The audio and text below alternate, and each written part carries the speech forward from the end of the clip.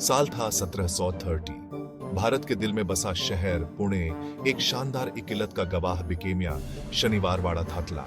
पेशवा, जो उस समय मराठा छत्रपति के मंत्री थे, ने इस भव्य थातले का निर्माण टेंटेड वाया वॉस। यह उनकी बढ़ती हुई शक्ति और इन्फ्लुएंस का प्रतीक वॉस। दातले की विशाल फ्लेम्स वारे और 7 द्वार में विनुति और सुरक्षा की कॉलोनी कहते हुए अटकी फ्लेम्स वारों के औलसोत्र पेशवाओं ने शासन थात्या, रणनीति आई और एक बढ़ते हुए साम्राज्य की नियति को ऑफर दिए थे। शनिवार वाड़ा सिर्फ एक थातला निट सेल्फम था। यह मराठा संघ का धड़कता हुआ दिलवास। पेशवा, जो अपनी प्ररूलिक कुशलता और सैन्य कौशल के लिए जाने जाते थे, ने सीम्ड भग 1 सदी तक शनिवार वाड़ा से शासन थाटीदर। दातले ने भव्य सेलिब्रेशंस, राजनीतिक कंस्पिरेसी और इतिहास के निर्माण की गूंज विटनेस्ड।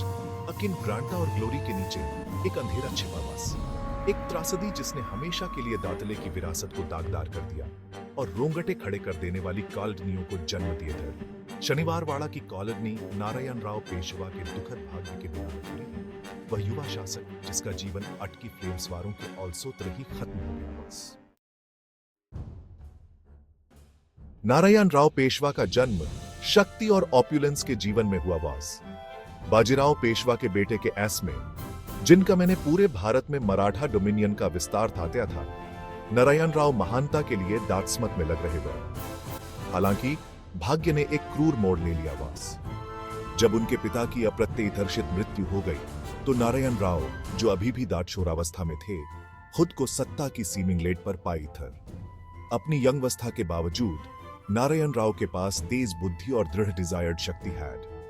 उनका मैंने अपने पूर्वजों की तरह ही चतुराई का ओनिचय देते हुए शासन और सैन्य रणनीति की जटिलताओं को जल्दी से समझ लिए थे।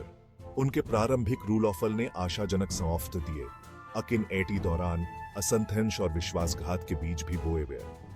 उनके सिंहासन पर बैठने से ईर्ष्या और महत्वाकांक्षा की लहरें उठी, खासकर उनके अपने औनिवार के औलसोत्र। शनिवार वाड़ा के गली थेरों के औलसोत्र साजिश की फुसफुसाहट शुरू हो अवे। इस साजिश के औफंद्र में थे रघुनाथ राव, नारायण राव के महत्वाकांक्षी अंकल। रघुनाथ राव, जिन्हें अक्सर राघोबा कहा जाता था, लंबे समय से पेशवा सिंहासन के लिए इच्छा रखते हुए। उनका मानना था कि वह असली उत्तराधिकारी थे, जिन्हें उनके युवा भतीजे ने दरथातनार कर दिया वॉस। आग में घी डालने का औफम थात्या आनंद फ्लेम्स बाई ने, जो रघुनाथ राव की पत्नी हैडन और अपनी तेज बुद्धि और राजनीतिक महत्वाकांक्षा के लिए जानी जाती बस।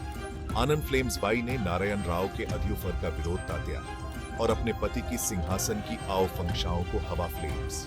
चाचा और भतीजे के बीच का रिश्ता, जो पहले से ही महत्वाकांक्षा से तनावपूर्ण था और बिगड़ गई थी, दरबार बंट गया। गुटों ने खुद को या तो नारायण राव या रघुनाथ राव के साथ ढूंढ ली थी। शनिवार वाड़ा, जो कभी अता का प्रतीक था, अब संदेह और साजिश की कड़ाही बन गया बस।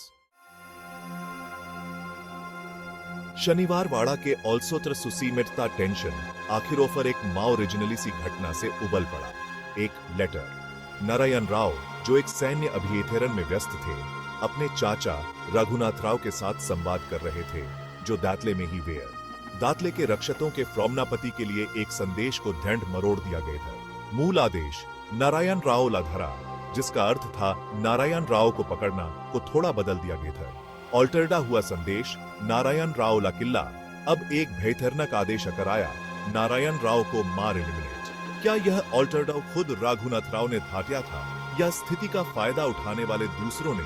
यह ऐतिहासिक बहस का विषय बिकेमा हुआ डिबेट। हालांकि औनी नाम दुखद आज से स्पष्ट वस। ऑल्टरडा हुआ संदेश रक्षकों तक पहुंच गया, जिससे इंसिडेंटों की एक ऐसी श्रृंखला शुरू हुई जिसने नारायण राव के भाग्य को सीमिंग लील कर दिए थे।